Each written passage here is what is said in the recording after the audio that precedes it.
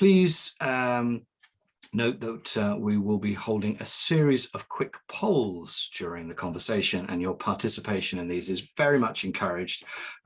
We will start with one which is prior to us actually having any kind of part of the conversation, but is to understand how important fast, reliable digital connectivity is to your life.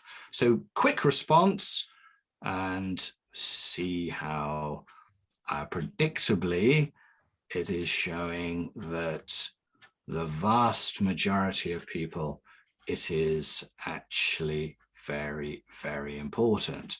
So last second, if you haven't voted, we'll end the poll and then you get to see what the results are. That 94% of people said it is very important. 2 people said it's quite important, and no one else really felt that was important. So we're just establishing a kind of benchmark for the beginning. And then what I would like to do to start this conversation is talk a little bit about the future potential.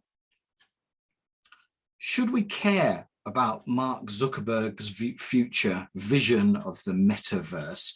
Is it only businesses that will benefit from super fast digital highways? What is the potential that connectivity and a potential digitally connected Winchester has to offer us? David Taylor, I'm going to call on you first. David is a business communications specialist, over 20 years experience of UK media, a career in journalism, in-house media relations, PR, marketing, social media training. David is the founder and managing director of DNA 6, a digital skills and business communications e-learning program he set up in 2017. And over the past 10 years has run hundreds of digital and social media training courses for over 3,500 professionals across 2 continents, possibly 3. I wasn't quite sure. So David's DNA is digital. So welcome, David, and thank you for joining this conversation. Can you help enlighten us on what the future potential is, David? So thank you very much for that introduction. Always sounds much grander than I actually am. The simple way, I'm going to draw a little bit of a history lesson in. I guess in the 18th century, the infrastructure of the UK was very much built around canals. In the 19th century, it was built around the railways. In the 20th century, it was built about roads. And in the 21st century, it is built on a virtual highway, if you like. And I think everyone on this call today will appreciate that, certainly post-pandemic, we understand that we are now, whether we like it or not, in a very interconnected world where you've got people in their 70s and 80s communicating on FaceTime with grandchildren in other parts of the country, people using YouTube. WhatsApp is pretty much, used by anyone from 5 to 95 now. You've got connected cars, you've got all sorts of gizmos around the house. So whether you're business or not, we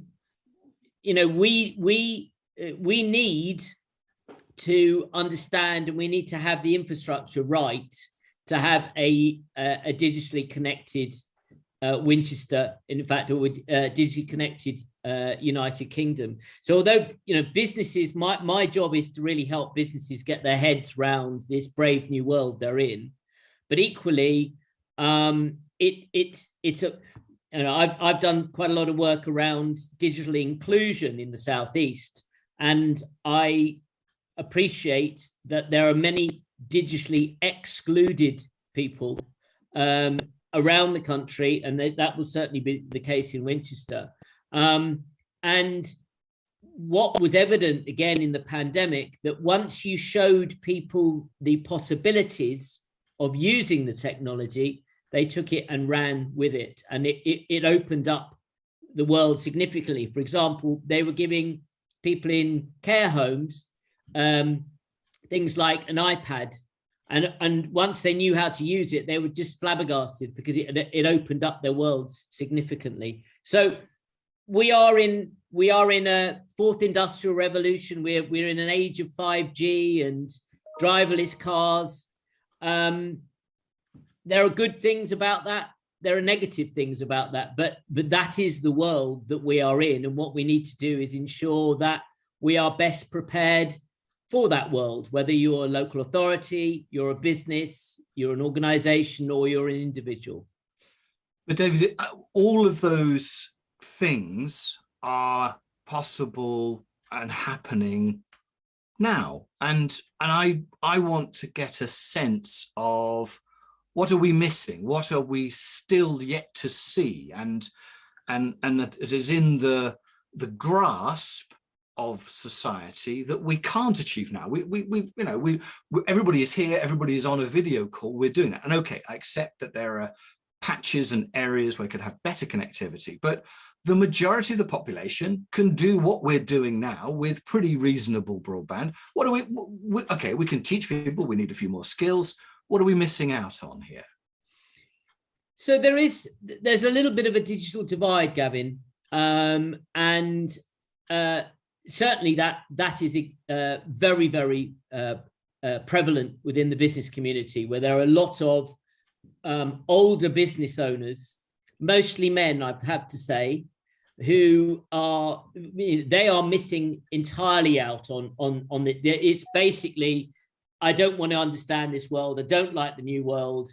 There are so many options available. I think one of the key issues is that technology has moved so fast that we as humans are often playing catch up. There will be the younger generation, and we're talking millennials, Gen Z, Gen Alpha, so people under 35. That is their world. They are used to it. They are familiar with it. And I think you referred to metaverse earlier on. And a metaverse, for those of you who may not really understand, a metaverse is someone's own private universe where they create the conditions where they can live. And some people may end up choosing to live in a virtual world rather than an actual world. So on one hand, we've got that. We've got youngsters who've grown up with gamification and grown up with apps and grown up with instant messaging and Snap and TikTok and metaverse. And then on the other hand, you've got a whole range of people who say, I don't like this world. I don't understand this world. The technology is not for me. I fear it. I reject it.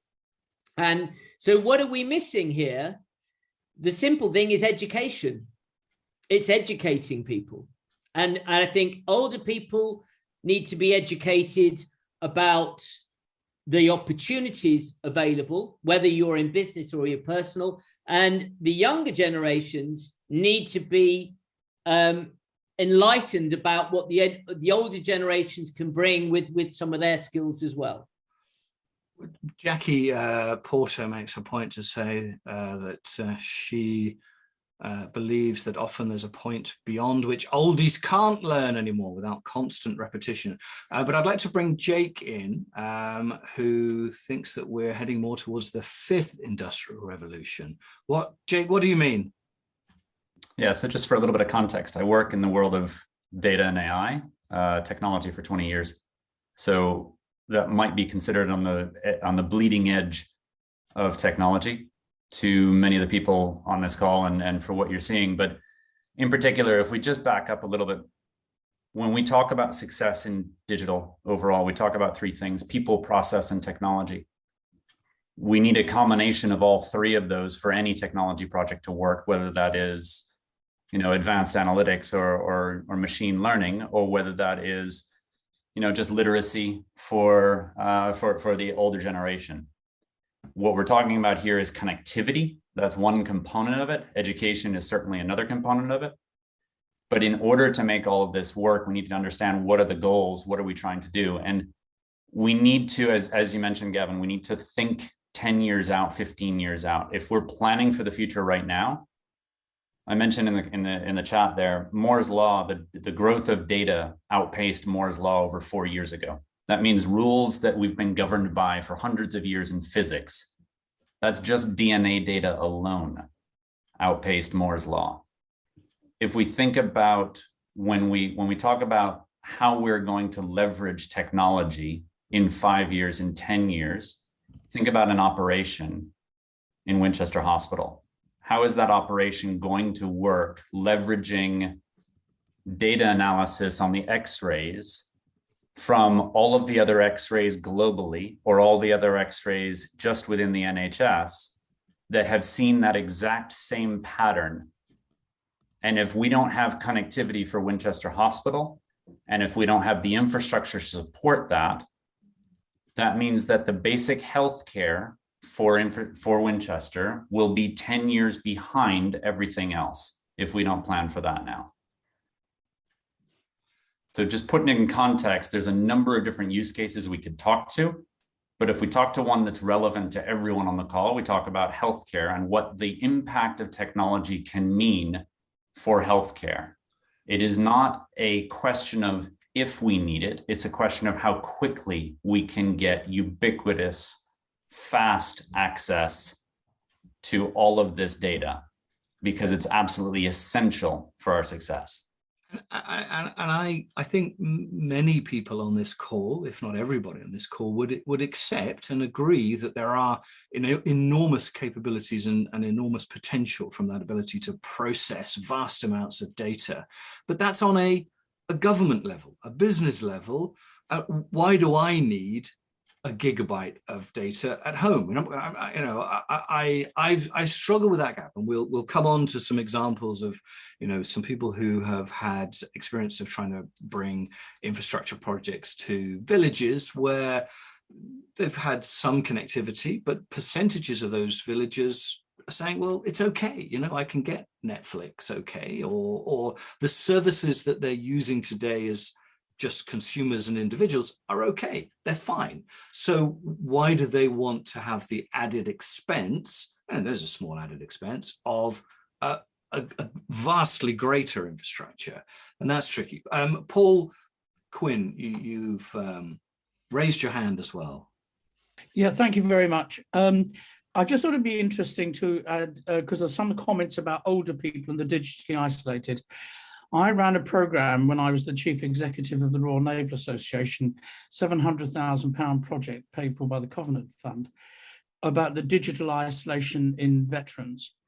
And so we eventually have brought 1,300 digitally isolated people online. It is absolutely not about giving somebody an iPad, may I say. I've heard that. If you do that, it goes into the drawer. The whole project was not a project about IT. It wasn't a project about buying iPads. It was a project about fear.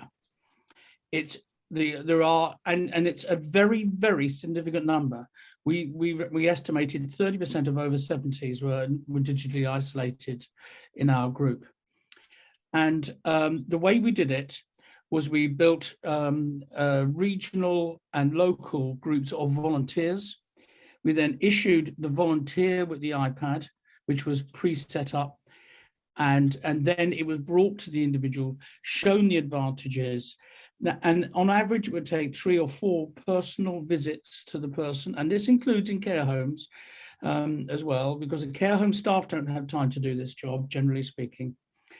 And then there is a click point when they understand it, and then it is like the curtains being opened in the dark room. So I would say, do not underestimate the number of people who are digitally isolated or the effect on them. It's not a matter of not being able to get Coronation Street on catch up. If you want to claim universal credit, you have to do it online. You cannot apply for universal credit on paper. And there are increasingly numbers, and information aimed at older people is now only available online.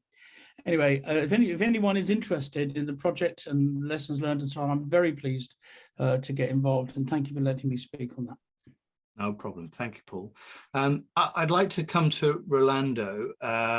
Rolando Morgan is Head of Environment, Infrastructure and Local Growth at the Centre for Economics and Business Research. The Centre recently published a report on Virgin Media Business entitled The Impact of Digital Transformation on the UK Economy.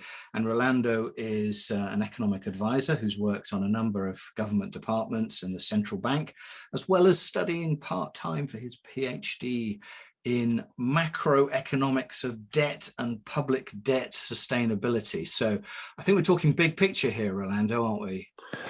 Yeah, there are quite a few big picture issues here. It's interesting you mentioned infrastructure. I was recently at the Department for Transport, and yeah, their trains and roads are still very much a big consideration. But no, thank you for inviting me. And I thought, yeah, I can touch upon a bit of the research we've done to kind of inform some of the discussion.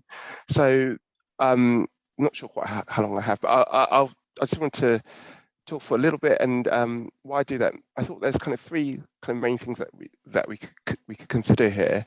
I think there are benefits to digitally kind of facilitated home working that really should be exploited. And basically, this is a trend that has been induced by COVID, and it's just not going to go away. So we've got to bear that in mind. The other thing is people are on the move. They're perhaps moving, heading towards Winchester or potentially away. And that kind of speaks to the issue kind of competition that's been touched upon here already. And there's a range of people that can potentially benefit from increased digitalization. And I think these persons and groups of persons need to be identified. So, so as I mentioned, COVID-19 related digitization has generated a substantial and widespread increase in the UK's appetite to work from home. And we've done some work on that, both for Virgin Media and also Openreach in relation to ultra-fast fibre broadband. And we've outlined the benefits of increased digital uptake. And so I just wanted to discuss some of those issues here to help maybe frame the discussion in economic terms. So our team consulted for the Virgin Media work 500 decision makers and 2,000 consumers. And amongst other things, we found that COVID-driven digital change could mean an extra £76 billion in terms of UK GDP by 2025, and maybe 236 billion by 2040, which would represent a 6.5% growth. In terms of regional economies, they could benefit from up to 33 billion pounds as workers relocate and spend their money in those areas, their earnings and their income. So there are large benefits also to home working, remote working. So we found that 45% of people who currently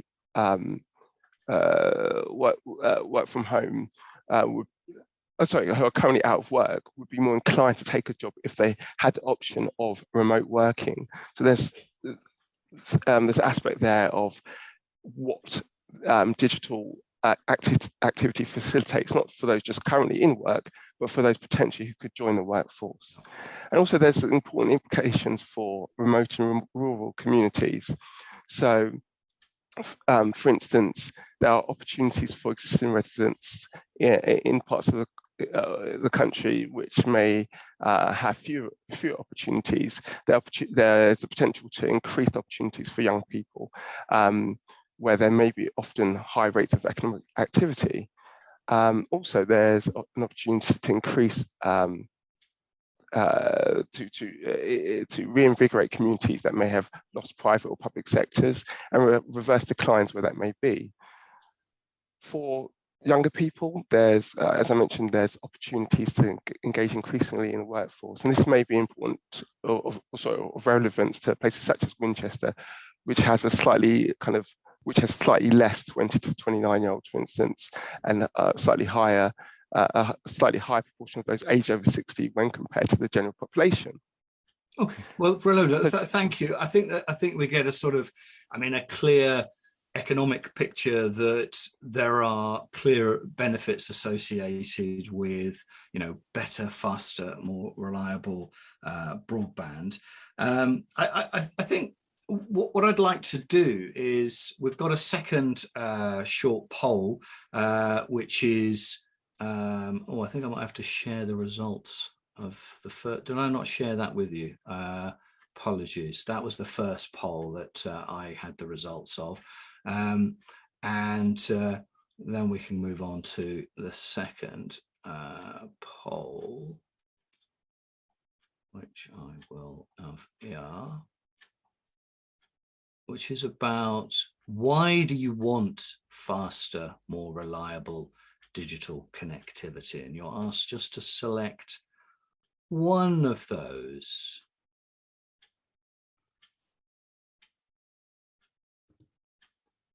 Someone's asking to what?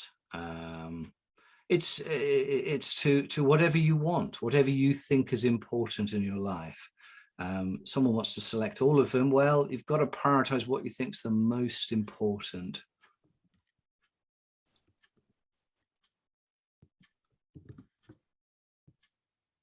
We had 5 adults in our house over lockdown, and we all sort of had to work and study and lectures and Zooms and Teams, and it all held up somehow. We were quite surprised.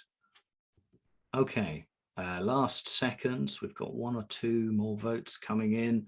I shall call a close, and I will share the results straight away with you this time. So who's the pretty evenly happy with the speed I have, but I want better reliability is the top answer there.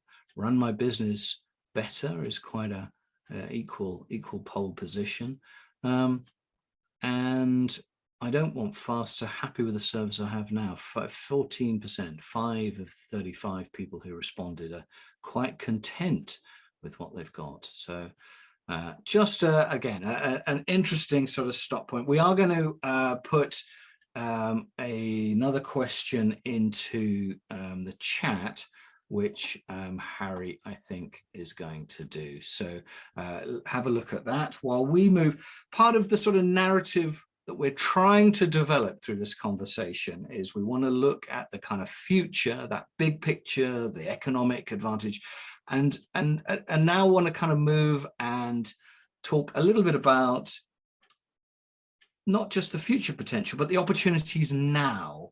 And I'd like to turn to Jackie. Jackie Mulligan is CEO and founder of Shop Appy, formerly a principal lecturer and director of enterprise, more correctly, Dr. Jackie Mulligan. She founded Shop Appy as a social enterprise which helps communities support their local shops from home. Since its start in 2016, Shop Appy's team has grown to be more than 20 strong, and she is passionate about the concept of supporting local shops, and once even asked her maths teacher to stop talking about spending money in the supermarket and said it should be your local greengrocer. That's what it says on your website anyway. So Jackie, we've talked a little bit about the kind of future and the metaverse and the macroeconomics. What do you think is the opportunity potential now? And I guess from your point of view, particularly, you're talking about local retail. Yeah, well, there are loads of opportunities right now. And one of the worries with all of the metaverse, VR, AI, etc. I've been in the technology space for a long time, and when I was an academic, I did lots of work on future trends, and we were looking at 3D printing and holographic telepresence and all of that. When I moved into the high street space, I may as well have been talking Martian. And so what we have is a technology that often looks to the high street like an enemy because it's way ahead of where the high street is. And what we need to do is take our high streets forward in small steps towards a future which is more interconnected. And why is that important? Well, I started Shop Appy 5 years ago because our high streets weren't doing well 5 years ago. They weren't doing well 10 years ago. What we had was a massive change in consumer behaviour, people working longer hours, shopping hours not suiting our own working patterns. And we also had Amazon effectively dominating the market. So we have a customer behaviour that has had years to change, and it has been to the detriment of our high street. During that period just before COVID, when I used to go to high streets, you'd find maybe 3 out of 10, 4 out of 10 businesses had some form of online presence, but not much. Maybe they were on Facebook. Maybe they had a WordPress site, but that was it. When COVID struck, there was a rapid digitalization of the local high street, but it was so overdue. So now maybe 6, 7 out of 10 businesses have adapted and have some form of online. But the challenge is that consumers, again, are way ahead of them. 2/3 of Brits are now shopping online more than they did pre-pandemic. Digital is just the first step of your journey. What do? If you're going to go and see a film, you check out what's on the cinema. Where do you check it? On the internet. When you check a review, what do you look at? You look at online. When you go to a holiday destination, where do you look? TripAdvisor. Digital is a key part of everybody's decision now. So when the high street isn't visible, it's not part of the decision. Amazon's visible, that becomes the decision, and that's the problem. 1 in every £3 is being spent online. But actually there's some real positive green shoots in all of it, which was when COVID struck and people were subjected to Zooms, being isolated, not being able to go to their local shop and mark the time of the day. I mean, we all noticed, didn't we, that we didn't know what time it was or what day it was in the week, because our days are punctuated by physical interactions that we have. So if we lose those, time goes. So what this resulted in is more people now wanting that physical experience and wanting to be back in shops. But digital hasn't gone away. It's a key part of the decision. And the problem we also have is a narrative that for the last 5, 10 years has told us that our high streets are dying. So if you're told in the tabloids, in the press all the time, high streets are dying, then what's your immediate assumption? There's nothing on the high street. So where do you go? The warehouse. So we are changing that with the initiative we're doing, but what we have realised is that there is also a massive piece around the digital exclusion. What Paul Quinn was talking about was so bang on, right? Because when COVID struck, Shop Happy quickly adapted to offer delivery, etc. Our mission was really a shop window to drive footfall and spend. But when COVID struck, there was no way for these businesses to trade. And so what we found was that we were operating in areas where people were messaging me on Facebook and saying, I've got £10 in my purse, what do I do? That is a major issue. I was shocked by how much exclusion out there was. So we were having to almost coach people who'd never gone online shopping. Think about online banking. There is no option for people anymore to not have online. It's absolutely crucial they do. So there's a role in getting better broadband is actually getting more people to understand why they need it, why it's got to be a core part. But the other aspect that we discovered with the Shop Happy platform was that lots of people couldn't come to their high streets because they were shielding, and it was the older generation. And the older generation were the more regular shoppers in the high street. So that's why it hit doubly hard. Younger people weren't in high streets as much as older people were. Older people were isolated, no one was in the high street, and of course then we had to lock down anyway. So there was a whole piece around inclusivity. We started to get messages saying, thank you for allowing us to see our high streets, because I haven't been able to go to my high street for 10 years. And that was because of physical disabilities, visual impairments, all sorts of reasons why people couldn't go to their high streets. So online isn't just about business, it's about inclusivity. And so what we did, the latest development we've done is we've used AI. We've done it subtly, not to scare anybody, but we have an empowered module that enables people to use assistive technology to change settings, that reads the templates on our site to help people who may have problems that stop them going into the high street in real life. And so that digital platform becomes a very important part of including people into your high street. And this isn't about taking people off the high street. We have this ridiculous argument of clicks, it's clicks or bricks. It's not. You know, the clicks drive the footfall to the bricks. That's the point. If you don't tell people you've got an exciting place to come, they're not coming. So it's the same for shops and everything. Sorry, I'm super passionate about it. I can't help it. But, you know, there are fabulous independent businesses, and shared prosperity is another part. Digital has enabled people to set up businesses. During lockdown, 85,000 new businesses started. We tend to just look at the closures. They couldn't have started without broadband. So I live in Yorkshire. We have challenges with our broadband. And it is not a level. If the government has a levelling up agenda, it's got to be around digitalisation and connectivity. Absolutely. And if it's got an inclusivity agenda, it's got to be about making sure that everybody understands how important and feels comfortable with the technology they're in. Don't wow them with VR, AR, QR codes, this. Don't scare people, because if a leader gets too far ahead of his troops, he starts to look like the enemy. And that's what technology looks like to most people who aren't in a tech space. Thank you, Jackie. We sense your passion, and we enjoyed it. I think, there's a lot of questions and points being made around the issues of access and, access and connectivity and infrastructure are connected issues that we will come to sort of in a bit more detail shortly. I see a raised hand with Jolyon Knott, if you wanted to make a point. Hi there, Gavin. Thank you very much.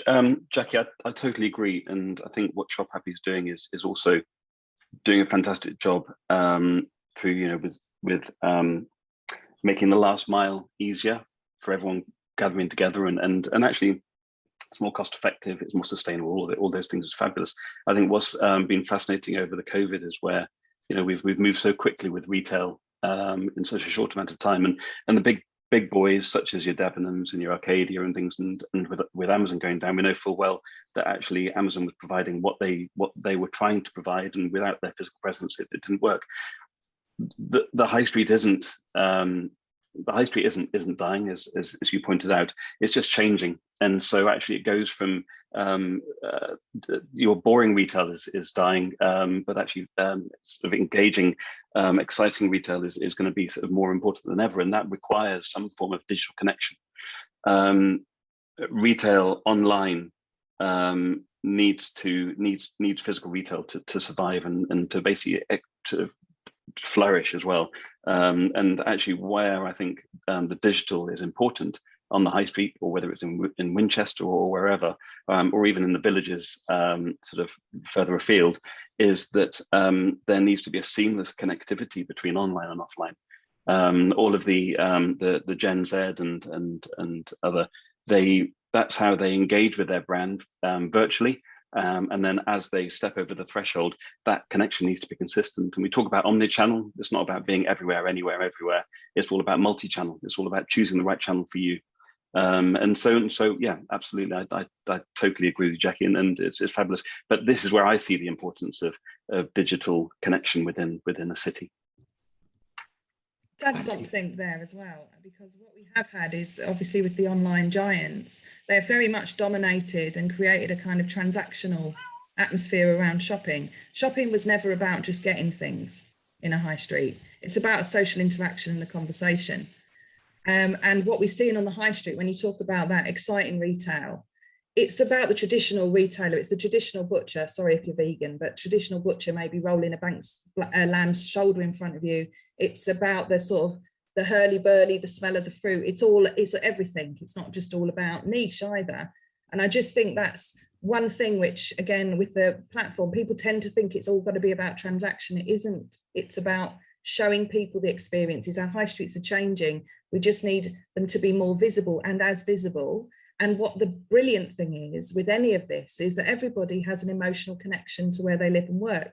So if you're making it easier for people to use online to connect with things that are emotionally important to them, that's the best outcome for technology. Absolutely. And we've a couple of other perspectives to bring in. Nikki is with the Federation of Small Businesses and Development Manager for Hampshire, Dorset and the Isle of Wight Federation of Small Businesses. The FSB's mission is to help small businesses survive through these difficult times and ultimately achieve their ambitions, and obviously find connectivity to be a great importance. What's your perspective on this in terms of where the potential for business is now? Yeah, good evening, Gavin. Thank you very much for that, and good evening to everybody. Fascinating subject this, and I think over the pandemic we've seen such a massive acceleration in some respects, but also a gap that's kind of really started to grow with businesses. I mean, digital skills, broadband, the whole digital infrastructure is absolutely critical for small businesses. I mean, it's essentially the fourth utility now, being able to, really engage online to access your customers and to actually be able to trade online as well. As much as there are some wonderful opportunities, and somebody has rightly mentioned that there are lots of businesses who are absolutely flying with it, and those that, there are some great examples of businesses that have been really embraced, telling their story online and bringing people into their high street locations as an experience, because actually, you can combine the two really successfully. But it comes down to understanding and skills. And, I think David mentioned initially that we do have a gap in, there are some businesses that are really flying with it and doing lots of really exciting things.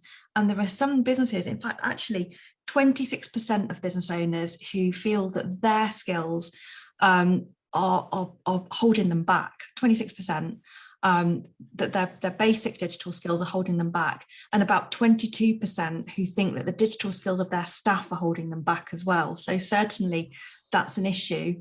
For businesses, we're seeing the other challenges, as well as obviously there are lots of opportunities, but just to consider the challenges for a moment as well. Cyber resilience, I think, again, people have mentioned it. It is a great opportunity, but also we need to educate people about what they need to do to protect. And it is something that is constantly changing as well. We're seeing new threats all the time. And of course, making tax digital was introduced in 2019. And I know somebody mentioned earlier about, you can't claim universal credit if you're not online. Well, it's the same for businesses now with, tax. That's going to be introduced further down the line as well. So, it really is absolutely critical. And for me, the biggest issue really is skills, skills of people understanding what the opportunities are, but also, knowing how to keep themselves protected, and all of the things in between. Thank you, Nikki. Yeah, I think people are adding, I see a note, someone just wanting to remind us that we're not just in the city, we're in the sticks. And a lot of these issues about inclusivity, leveling up and connecting, it's coming to the fore as being a recurring issue, whether that's from, people who are talking about businesses and their experience, whether that's across general business or retail. Rob Dunford is with the local economic partnership, EM3, and Rob is the director of business delivery, senior management, program and project management experience. And Rob has a strong track record of delivering high value capital and revenue projects on time and on budget. Rob, you're part of a kind of wider business community as well, and seeing some of the challenges. Where are you seeing opportunities rather than challenges for the business community? Hi, Gavin. Thanks for that reminder that I'd probably need to update my LinkedIn profile. I think there's been really passionate points made by sort of fellow panelists and contributors, but also in the chat. I think probably people understand why digital connectivity is important. So I'm not going to repeat those points, but the reason I think that you've invited me on this call is that it is clear, and the points have been made in the chat, in the conversation, that there is a digital divide, and the Enterprise M3 covers every part of Hampshire apart from the coastal bit, so not Portsmouth and Southampton or the New Forest, and half of rural Surrey. And so we have a significant number of rural communities within our geography, all of whom pretty much suffer the same problem, which is that although the superfast broadband programme has reached those communities, very often there will be a cabinet in the middle of the village, and depending on how far away you are from that cabinet and how much copper you've got between there and your property, the speeds that you get will be extremely variable. And some of the research that we did for our local industrial strategy planning a couple of years ago highlighted the problem quite starkly. And there's if anyone would like to go and have a look at the evidence base on our website, enterprisem3.org.uk, you'll find that there's a really interesting map there which shows the theoretical achievable speeds based across our region versus the actual lived experience. And the reality is that during peak times of the day, and especially during times like the pandemic, when there's a high contention rates, lots of people trying to access services at the same time, speeds are unreliable, to say the least. So we identified that issue. I think we probably already knew it was there, but it's useful to have evidence to back it up. And one of the what we decided to challenge ourselves was, what are we going to do about it? And so one of the things that I've been working on, pretty solidly for the last 18 months with a group of colleagues, is a gigabit capable fibre spine that will travel from Guildford to Basingstoke in phase 1, and then later wend its way down to places like Winchester, Whitehill and Borden, and across to Andover. And what that's about is delivering a gigabit fibre spine through areas that currently are very poorly served by fibre to the premise, and that it will do hopefully one of two things: either encourage the private sector to come in and build off of that spine to deliver fibre to the premise connectivity where they can see a business case to do so, or in the world 5 and 6G mobile connectivity, it's perfectly capable already to deliver gigabit speeds wirelessly. And so there are companies like Wildernet who are operating in Cornwall who've already delivered 50% coverage, gigabit capable coverage to rural residents through wireless solutions. And so, but you need backhaul, you need spine connectivity in order to be able to build those 5G pop-out stations, those 6G pop-out stations to deliver that wireless connectivity. So in a nutshell, what we are trying to do in my organisation is to address the fact that in this country, according to the Department for Digital Culture, Media and Sport's latest research, gigabit capable connectivity is only available to 26% of England, compared to somewhere like Sweden that's sort of 75-80%, and South Korea even more than that. Is that the public sector probably a bit belatedly needs to intervene, and so that's what we're trying to do, and we are about to launch the procurement process for that project in the next month or so. So hopefully that gives you a bit of a flavour of what my organisation thinks about connectivity. Sure. Thank you, Rob. And I mean, I think when we spoke before, and we touched on some of the kind of ideas around, a gigabyte. A gigabyte is just been beyond kind of most people's ability to understand. Jackie talking about getting into the realms of science fiction, and to most people, I think that is probably science fiction, because and certainly I've lived around a digital world, from digital TV when I worked kind of 20 years ago, for a long time, and yet still I want to get a sense in terms of that future and the potential as to why we need to bridge the gap, because people here are talking about wanting basic services and skills and training, and that doesn't require a gigabyte of connectivity. And we've talked about, people will talk about the super fast access at 30 megabytes per second, and I would suggest, the vast majority, that's great. Okay, it's not going to deliver the image comparing capability in hospitals that someone was talking about a little bit earlier, but that's not what the vast majority of the population need. And I want to get a sense in terms of, what we actually need for the ubiquitous coverage that is going to give us a leveling up, a playing field that everyone wants to work with, and how we prioritize that. Somebody in the chat has kind of said, it's all very well, but what kind of, essentially, what's the purpose of this conversation? What's the objective of this conversation? And we're not setting a clear objective in terms of what we're trying to achieve. We just want to understand people's priorities and challenges, and I think that just emerges from an open conversation. So we're just trying to get a sense of those different areas, and I think we will move on to a little bit more of a conversation away from perhaps business down to the idea of access. Sorry, my cat's sitting next to me, he's getting upset. I am going to move on to a third quick poll, which is about speed or reliability. And I think we got a little bit of a sense of that before, but which is more important, or do you need both? Are they both equally important, or is reliability that trumps, or is it speed that trumps?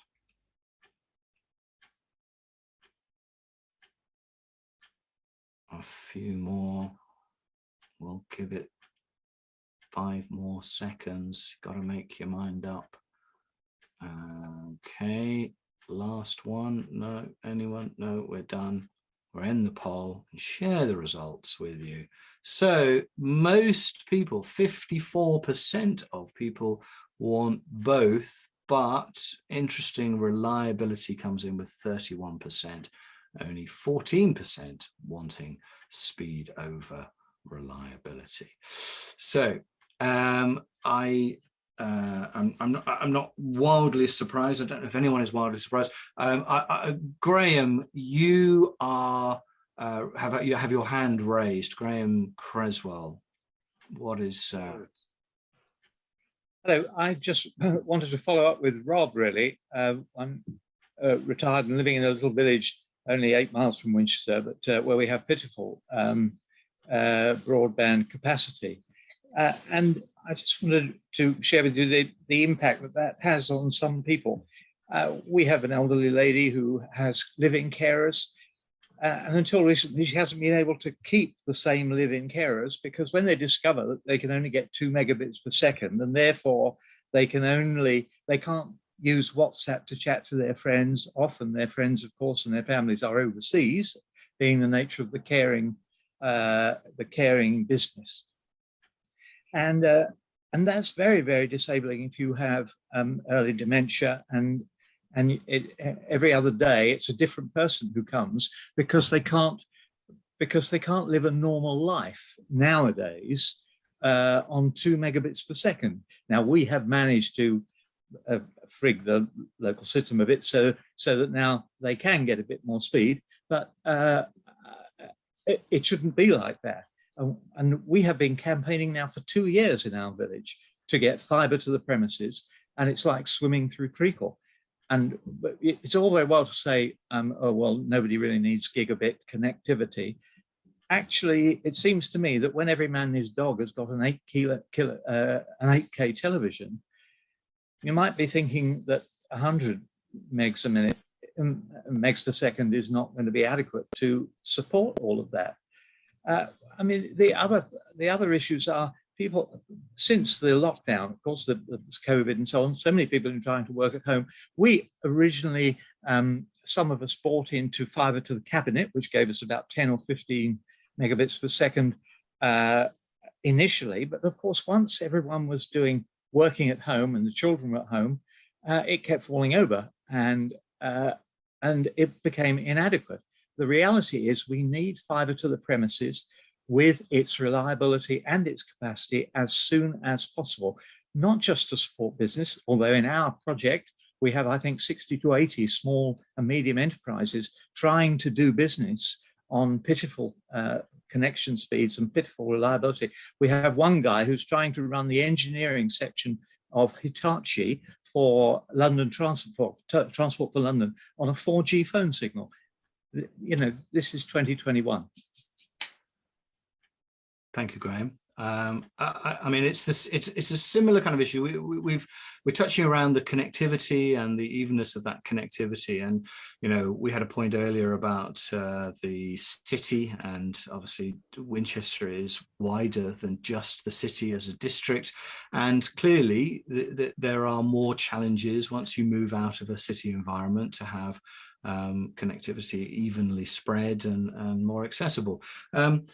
We have a number of people with us, including Tim Houghton from Community First. Tim is the CEO and Executive Director with 15 years experience at senior management in the not-for-profit sector, delivering community-led regeneration programs to disadvantaged neighbourhoods, specialist knowledge in sustainability, including community development and engagement, tackling worklessness amongst people and large-scale land regeneration programs.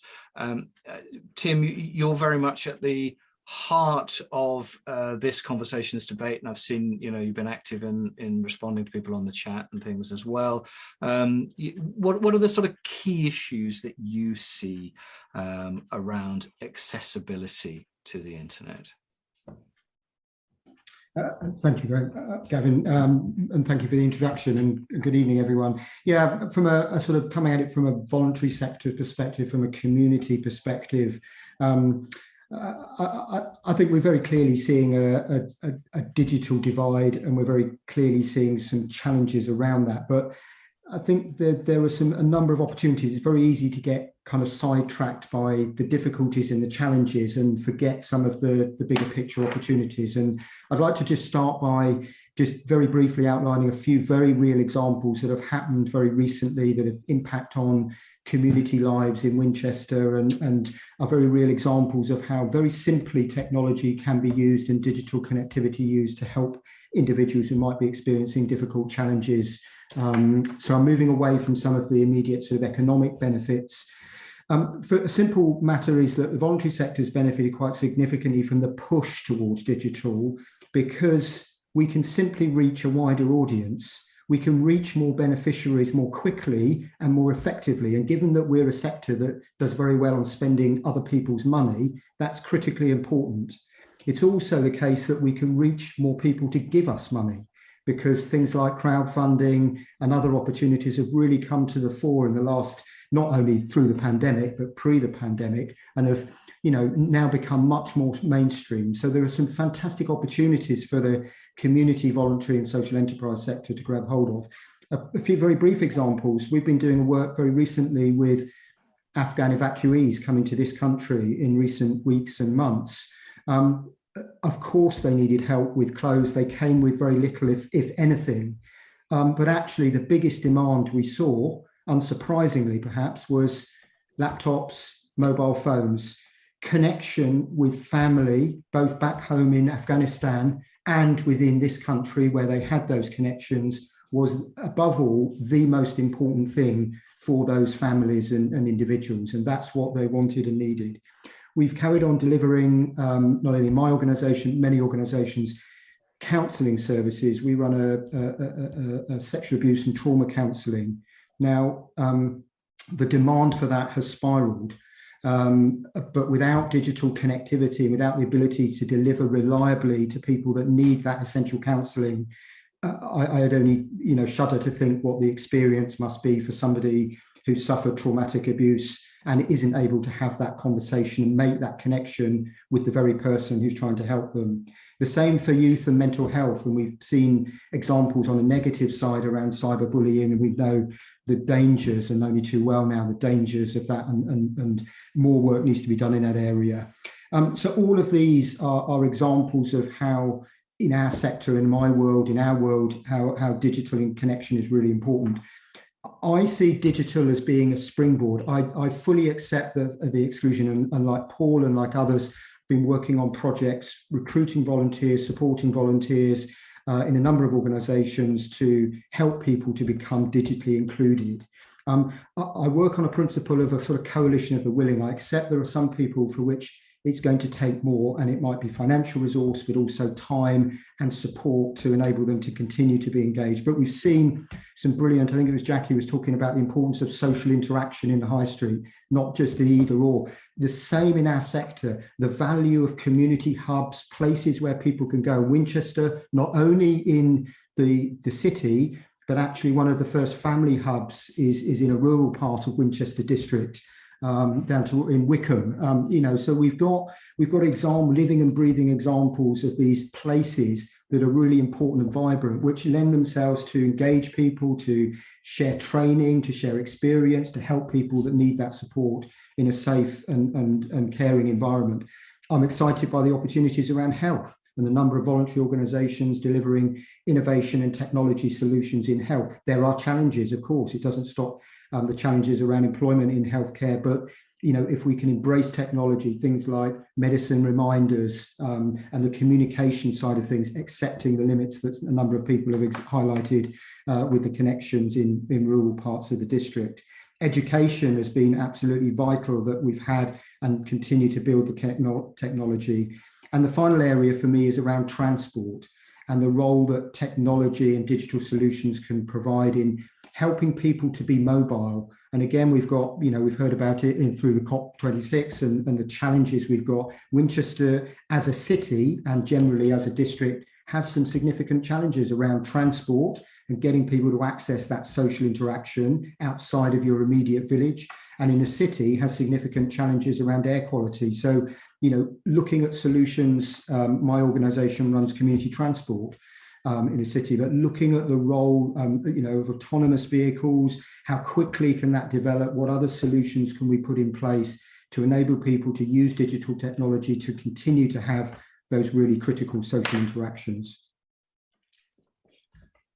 Thank you, Tim. I mean, what you're painting a picture there of is something which is way beyond just digital connectivity as being the challenges and issues for facing us as a society and as a region and around access.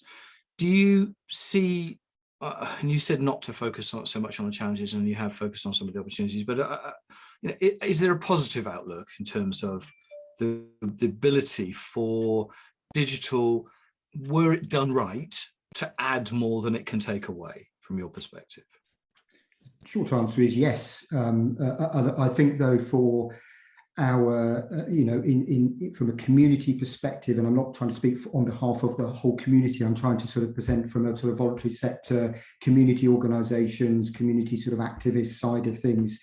I think it needs to be small steps. We're always putting the person that we are trying to help, or the people or that we're trying to help, at the forefront. And if it's the right solution, the best solution, and we can take reasonable steps and it works. If it doesn't work, we're not just going to keep pushing and saying, don't worry, in 5 years' time it will work, because the people that the voluntary sector tend to help are people that need help here and now. So it has to be realistic, it has to be deliverable, it has to be achievable. I think there's way more that the sector can play a role in terms of the ambition it can have, the collective voice and power that it's got to try and drive change, to try and influence change. We've just seen some amazing examples of what people can do, the expertise that exists out there in our communities that organisations can draw on, but it needs to be grounded, it needs to be some smaller steps. We mustn't lose sight of that, I think. Just simple things. Another example we've worked very hard on is working with healthcare around social prescribing. So this is where people might visit their GP, but the prescription may be medication, but may also be further exercise, and always is social interaction. Now, how do we do that when we've got a pandemic? How do you do that if you physically can't get out of your house, if you don't have friends that you can pick up the phone or FaceTime or link up online to?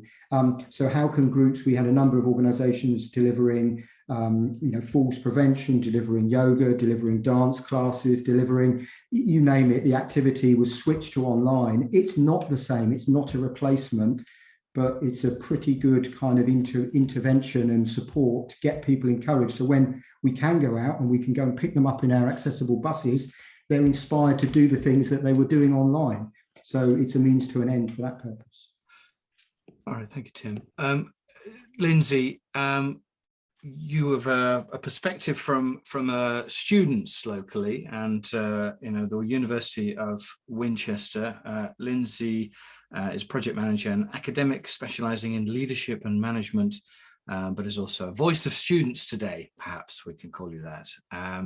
Students obviously a very important part of the district, but and across the country, many cities and larger towns find the student community to be a very important part of their economies.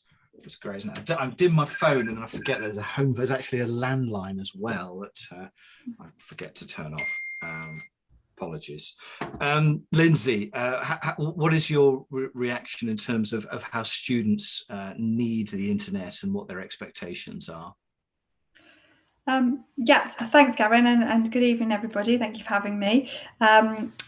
It's quite an interesting one, really. we kind of did a lot of research kind of obviously based around COVID. So for a long time, actually, the higher education sector was quite resistant to kind of embracing the digital world and offering what we now know as a blended learning approach, which is kind of a mixture of face-to-face and online.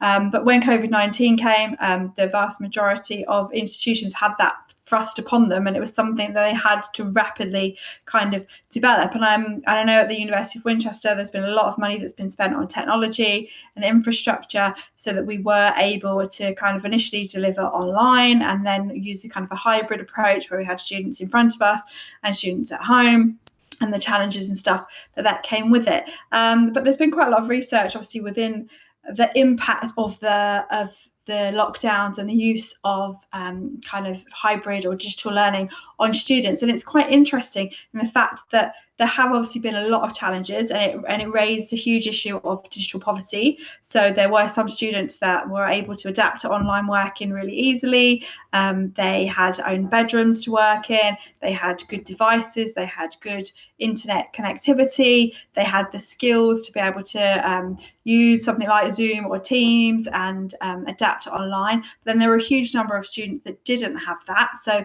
they didn't have the space to learn, or they didn't have the devices. A lot of them, as we've already mentioned, didn't have the broadband capabilities. And some, even though they're used to spending like huge amounts of time on their phones, on social media, they didn't have the skills to just switch to online learning and using a digital platform. And it was something that they struggled with. And actually, we've got quite a few international students that have joined us from India.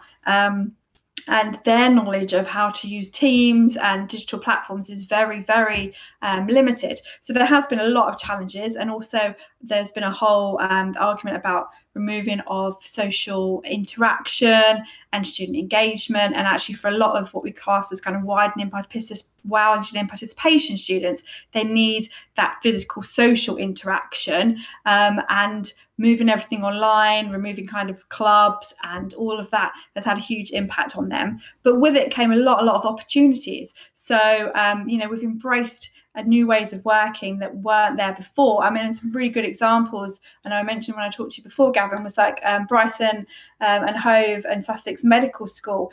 They overcome the problem of not being able to use cadavers, and obviously their students being able to be in person for surgeries, and they actually live streamed a brain dissection using a cadaver, and they had hundreds of students who were able to tune into that and comment and learn in real time, which they wouldn't have been able to do. There's actually a national shortage of cadavers, so it helps overcome that. And then Queen Victoria Hospital went one step further, and they actually did real-time surgeries using virtual reality headsets, so the students could feel like they were actually taking part in the surgeries. So there's been lots and lots of opportunities, and actually a huge amount of research has shown that students actually would prefer a blended learning approach of some face-to-face interaction and some online interaction. It helps with things like commuting, obviously parking issues within the city. It opens up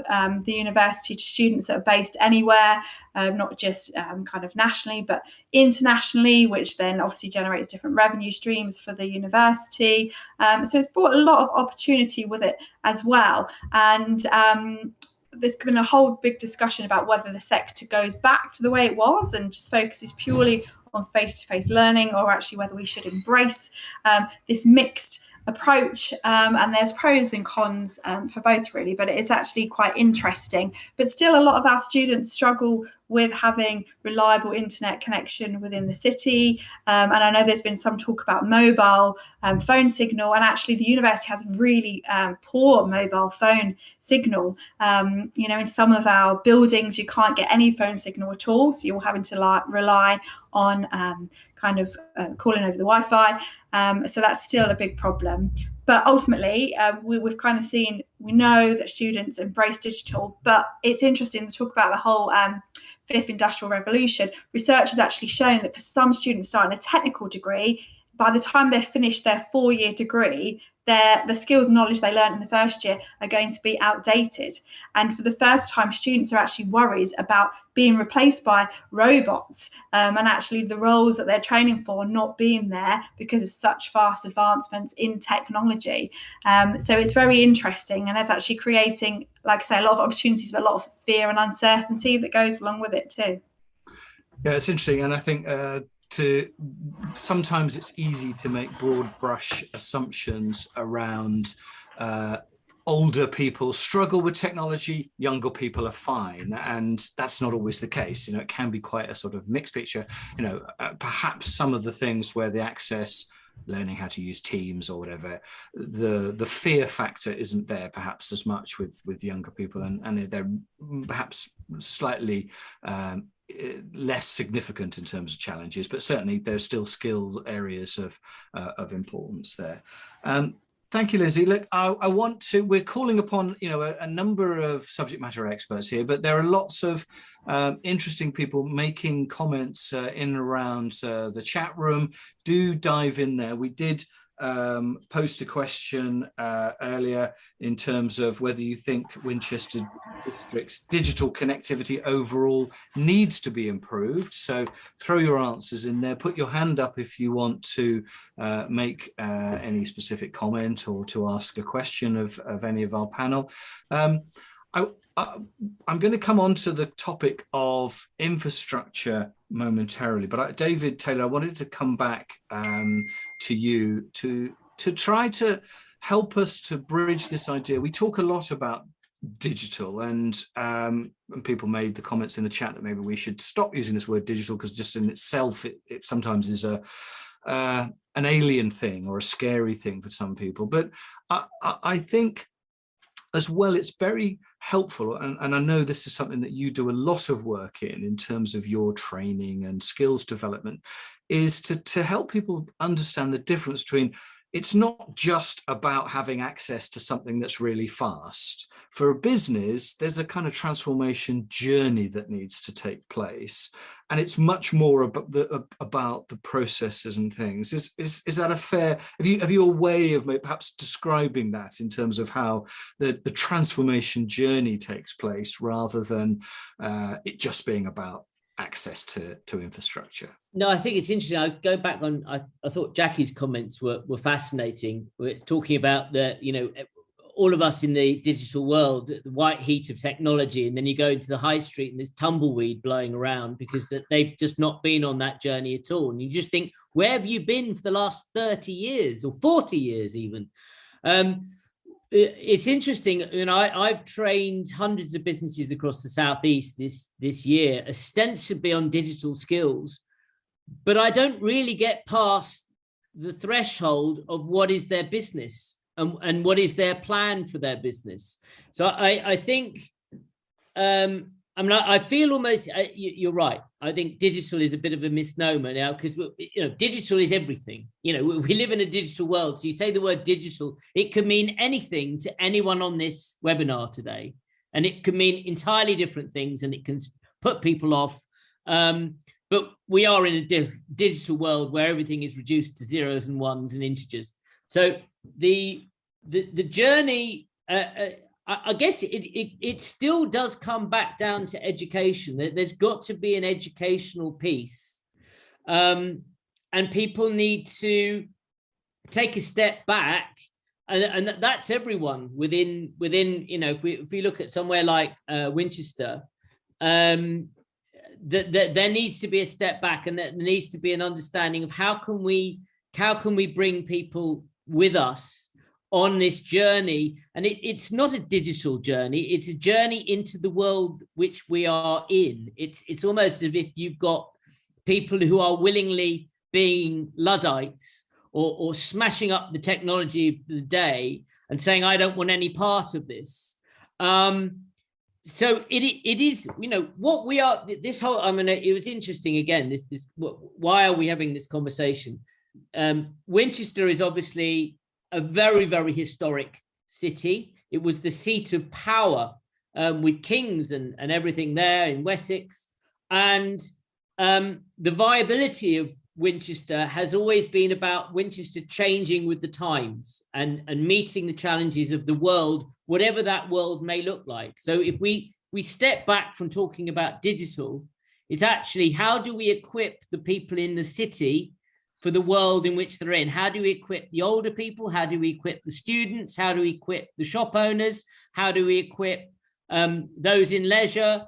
And it's about grasping the nettle and educating people and taking them forward into the world in which we're in, which happens to be a digital world. But if we, again, remove the word digital and say, how prepared is Winchester for the whatever world which comes out of pandemic and 4G and 5G and fifth industrial revolution, as I say, is supposed to be about circular economies where and that's bringing in climate change, which is something else we haven't even thought about. That's going to have a significant impact. We've got one topic. We can't. We're going too big now. I understand. I'm going to launch a new poll here. How fast is fast enough for your daily digital needs? What do you need? What do you need in your life? Oh, the no ideas are gaining a bit of steam here. I get to see the results coming in as before you. So there's quite a gigabyte community.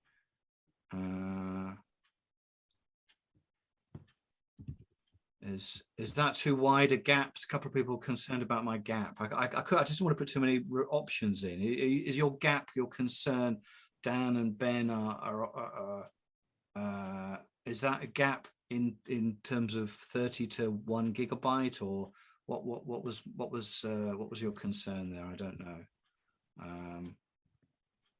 I'm going to end the poll and share the results there. So we had 39% of people looking for gigabyte connectivity. Just in next was 30 megabytes, 7 people with no idea, and 4 people. So very much, I accept we could have gone in a more granular way, but I was sort of picking on this idea that people talk about 30 megabyte connectivity being super fast. Many people have already got 10 megabytes, and there's this sort of gaps that exist all over the place. So it's just a guide, it's just a sense here, really. I'm going to have a chat now with Steve Harris, who is the partnership manager with OpenReach. Now, we had a little bit of a debate internally because we were referring to BT OpenReach, and we discussed when Stephen, I had a little chat, that it's OpenReach. It is part of BT Group, but it is an independent operating business, and Steve Harris is the partnership manager for this broad region. So Steve, OpenReach, obviously as an infrastructure business, busily putting in fibre into our homes. Where are the challenges in terms of doing that? Why isn't it, for most people, we've had lots of comments in the chat about, particular towns and villages or places where connectivity is patchy. Why aren't you working faster? Thanks, Gavin. Yeah, thanks everybody. It's been a really interesting conversation. Might just help just to give a really quick overview. I don't want to go too broad stroke, but just to give an overview of what OpenReach are doing at the moment. And in case you don't know, as Gavin's explained, we are independent to BT, but owned by BT, and we are the UK's digital network business. And our mission really is to build the best possible network with the highest quality service so that everyone in the UK can be connected. We have over 650 communications providers that work with us, so people like BT, Sky, TalkTalk, Vodafone, and our broadband network is currently the biggest in the UK. So it's already passes more than 31 million homes. Over the last decade, we've invested more than 15 billion into that network. But we're committed to going further, and I think a lot of the debate tonight has brought out some of those benefits of full fibre. Full fibre is the future, the immediate future of our business. We obviously have a lot of customers still on copper, and that will still remain to be important for a long time. But in terms of future build, full fibre is the direction for guaranteeing that speed and reliability, and also alongside the raising of awareness and education, which I think a lot of people have eloquently outlined. So we're currently spending 15 billion to reach 25 million homes and businesses by the end of 2026. There's no bigger network investment that's taking place in the country, and also as part of that, there's no bigger commitment to rural Britain. So of that 25 million homes, more than 6 million homes are going to be in the toughest third of the country, connecting remote communities. So we've already got full fibre to 6 million premises. We're passing more than 47,000 homes and businesses every week. We're building further and faster than anybody else, and we're going to continue to accelerate. In terms of the Winchester district area, which I know all of you will be most interested in, so a lot has already been done in the area. I don't want to steal Glenn's thunder, so I won't go into too much of that. He might cover that, but we've got a long-standing relationship now with Hampshire County Council that's upgraded a lot of premises. So more than 5,500 in the Winchester district benefited from the first contract that was delivered with government funding. And we're currently coming towards the end of our second government contract alongside Hampshire, which has delivered another 9,000 in the Winchester district. So there has been progress. That's part of obviously a wider build programme throughout Hampshire. That marks our end of our involvement in the current BDUK funded programmes and the government's project Gigabit, which again, I don't know if Glenn's going to touch on, but I won't go into too much detail, but that's the future programme of works funded by central government to reach the final 20% of hardest to reach premises. And I think they've recently announced that that's their aim is to do that by 2030, previously said at least 85% of UK premises by the end of 2025. So a lot has been done, but there's still a lot more to do. In terms of our commercial programme, so in Hampshire at the moment, we've announced plans to build to 10 exchanges as part of our cities, towns and boroughs programme, and 30 rural build exchanges. And in the Winchester district, there are 4 exchanges as part of that rural build programme. So our ambition is to get to about 75% of premises in those exchanges. You mentioned some of the issues, so I mean that really determines how far we can go. A lot of that is the engagement we can get at a local level.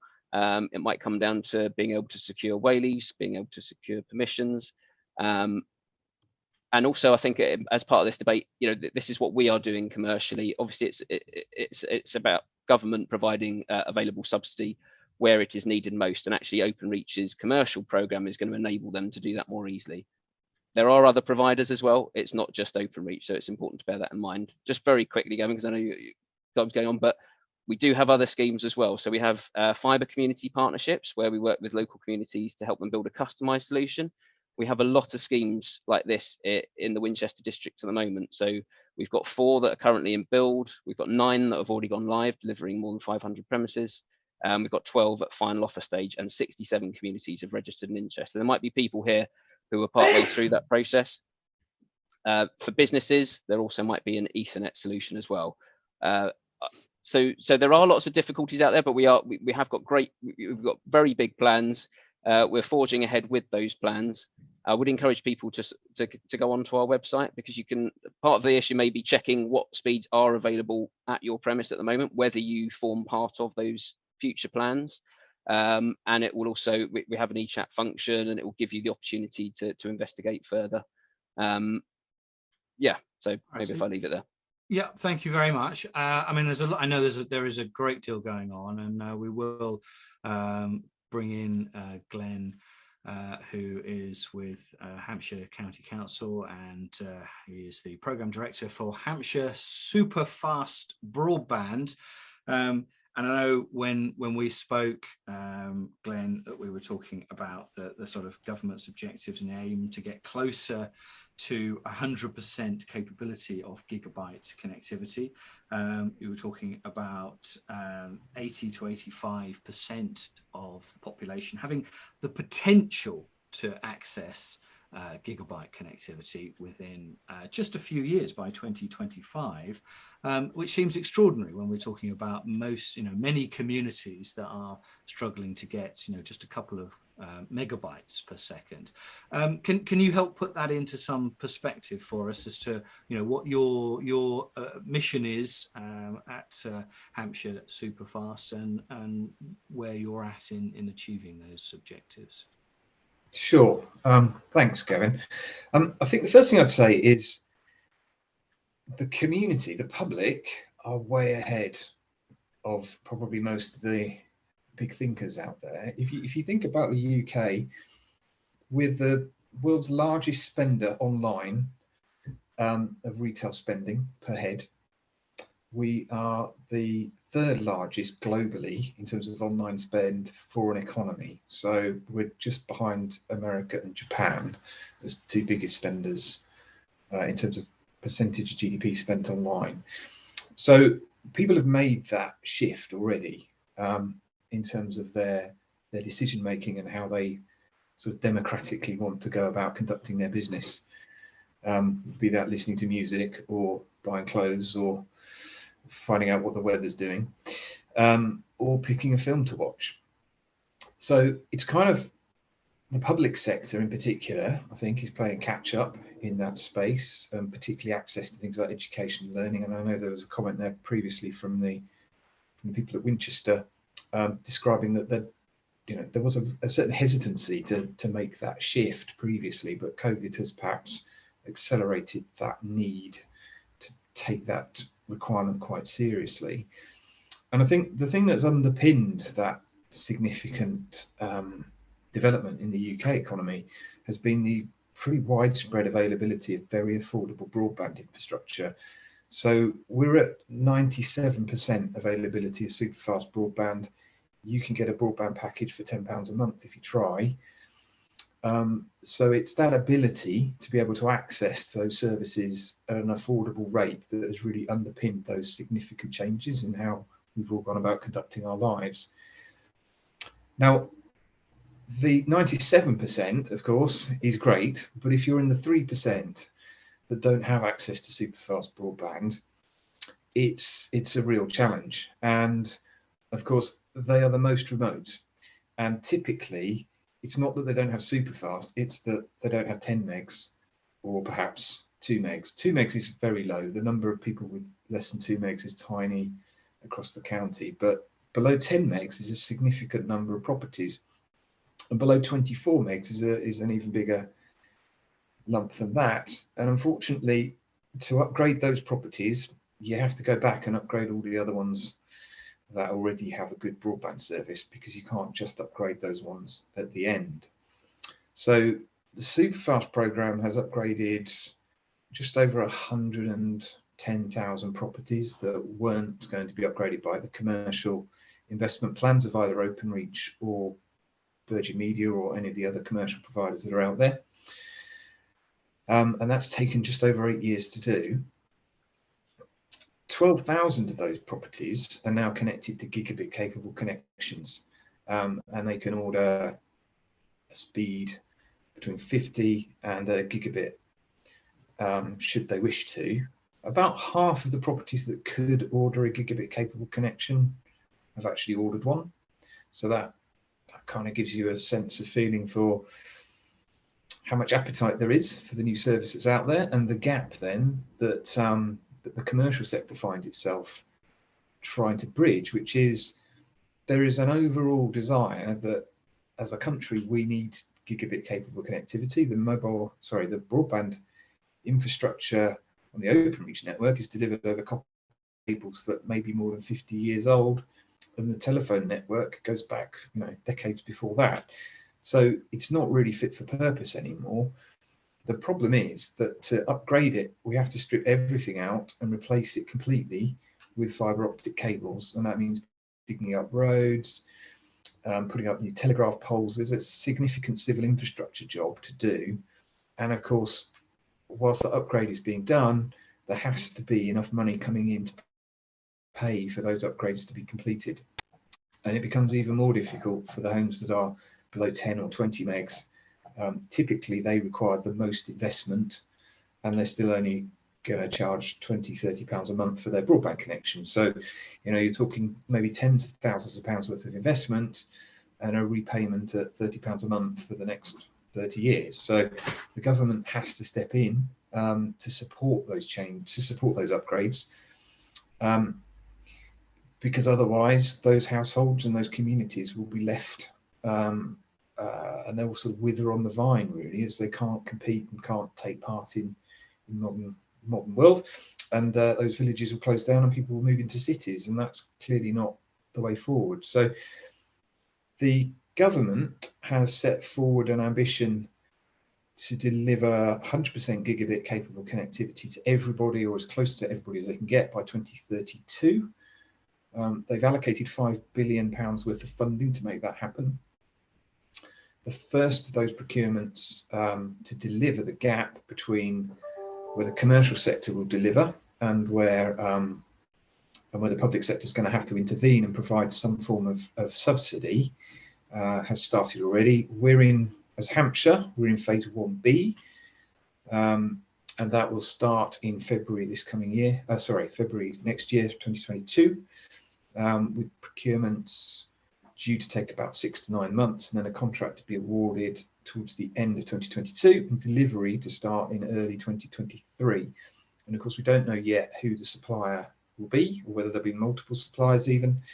And we look forward to seeing how that shapes up. But the basic premise. Can I just ask? So that's universal gigabit connectivity. Is that procurement? And that's there's a 2032 plan for the whole country. Mm-hmm. But when might it be reasonable to say that almost everybody within Hampshire, within the Winchester district, would have access to that level of connectivity? Well, we don't know yet, because the contract, the contract will be awarded towards the end of next year. That's going to be one of the first, so it's phase 1B. There's another 3 phases beyond that for different counties. So when the contract is awarded, or rather when the bids are submitted, we will then have an idea what the timeline is. But I would suspect that it will take 5 years for a supplier to deliver its contract. I can't see it be done any quicker than that. It might take a bit longer, but we're certainly at the front of that queue. Right. Okay. Well, thank you very much. Steve Cross, we're close towards time, so I'm very apologies that we're getting towards the end of this conversation, but Geek a Bit, and when we spoke, we talked about some interesting possibilities of people being able to boost their broadband signal with a variety of different techniques. And essentially that's what your specialism is to help people to boost that where the existing infrastructure is not in play. What are you seeing as some of the challenges that we have in terms of the infrastructure that's in play now? Yeah, I've really enjoyed listening to everyone's discussions and the challenges that they're facing. But what I'm intrigued about is each of these things is not a problem that can be solved tomorrow. It's a problem that can be solved in 2, 3, 5, 10 years' time. And actually, there's people looking for a solution today. And that really does affect the local community. I was just trying to think, I'm sat at the university at the moment, but I was up the road in Oliver's Battery. Somebody chose not to spend £1.15 million on a house because they couldn't get a low enough latency time for their son to do some gaming. Right, which it seems rather extreme, doesn't it? But people are making those decisions based on what is actually available for them today in Oliver's Battery. There's someone's house.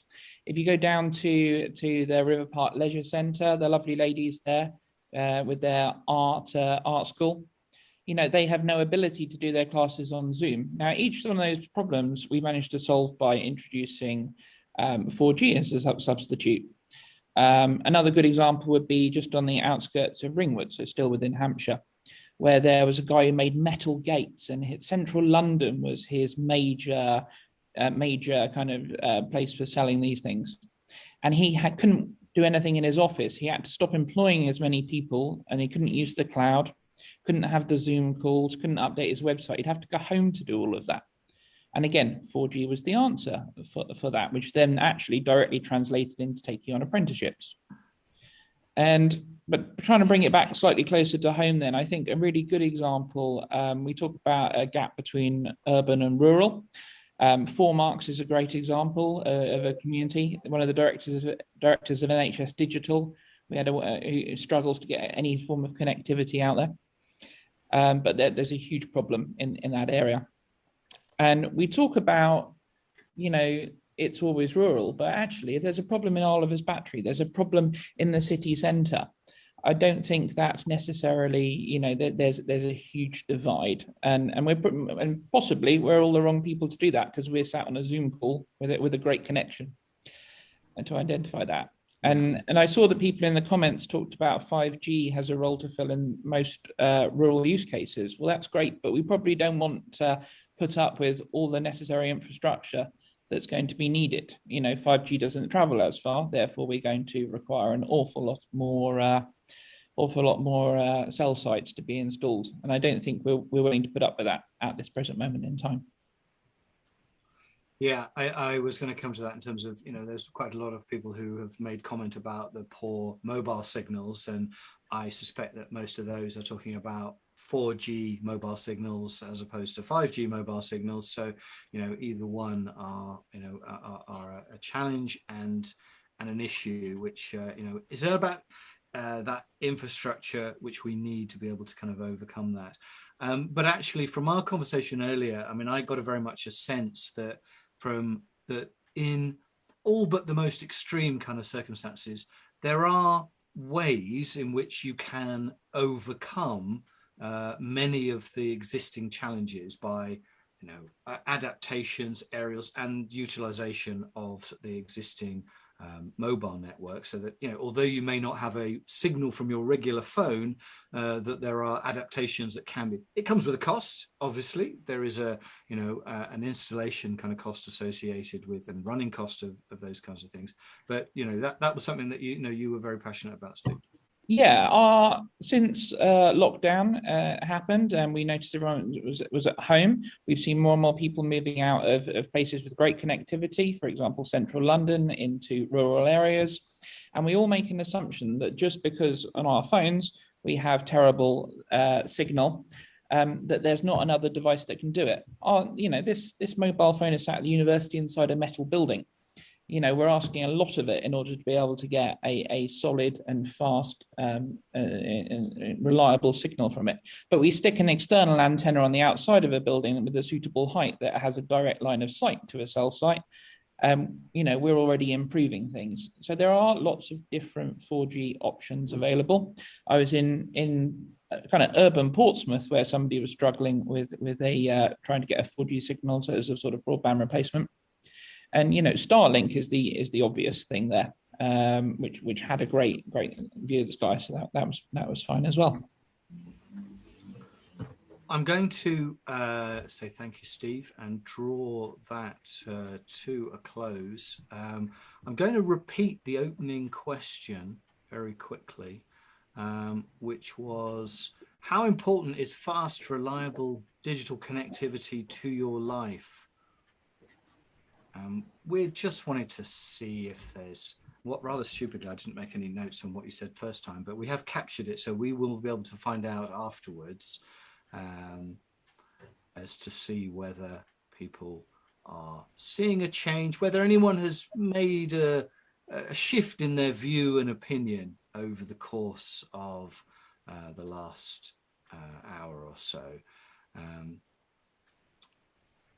We'll share those results. So 96%, almost everybody now. Only one person has put that's not very important to their lives. A couple of people have waved goodbye. we will move back to Councillor Weir, who very kindly offered to sum up our conversation. Well, I'm not sure that was quite the offer, but that was my expectation. Councillor Weir, how did you find that as a conversation? Was that what you were hoping for and expecting? Thank you, Gavin. I think we've had an extraordinary conversation this evening, and I'm really glad you managed to press the record button, because I think summing up is something of a challenge this evening. But I think we have covered those multiple dimensions that we need to think about with this challenge, that are both, you know, the hard infrastructure questions about, you know, what we're going to invest in terms of, is it all about fibre, or, you know, is it a mix of fibre and Wi-Fi, and what's that going to look like? We've scanned the horizons on the opportunities, the near-term opportunities that we need to be thinking about for the local economy that are important to us, and the implications for jobs and how people work. We've touched on the future potential, particularly around in areas like healthcare and social care, and then we've really, I think, fleshed out this whole issue around access and inclusivity, which is a real sort of issue for us all, both in a well-to-do area like Winchester. It is still a very pressing issue, whether it's for people who can't afford current access, or those who choose to live and work in the more remote parts of our district. I don't think that I can do justice to the conversation. I'm really interested in the discussion around education and learning, and how we can start to roll that out. And I think that there's a lot of scope there for us to work with our partners in Winchester District to look at what more we can do in terms of building skills, but also building that vision of what can be done with the skills that come through digital capability. I'm sure that our team in the economic development team, who I must thank for laying on this conversation, because I think it has been an excellent evening. Well done for picking this up and getting it going.